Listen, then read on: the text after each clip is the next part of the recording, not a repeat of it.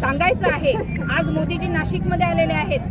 आम्ही त्यांना हे सांगण्यासाठी की तुम्ही शेतकऱ्यांच्या विरोधातले जे काही निर्णय घेतात, तुम्हाला तुमची सगळ्यांना सर्व राज्य सरकार असेल, केंद्र सरकार असेल, त्याला जागा दाखवून देण्याचं काम आम्ही या ठिकाणी विडा उचलला आहे।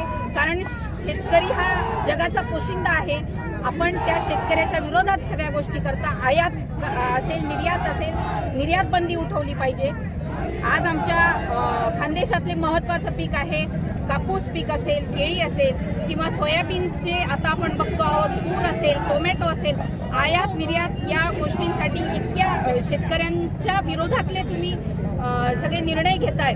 ह्या गोष्टीसाठी म्हणजे जो शेतकरी जगाचा पोशिंदा आहे त्याला आत्महत्येची वेळ आली। मला तर असं म्हणायचं आहे की त्या शेतकऱ्याला फाशी घेण्यासाठी प्रवृत्त करणारं हे सरकार आहे। हे सरकार पिकवून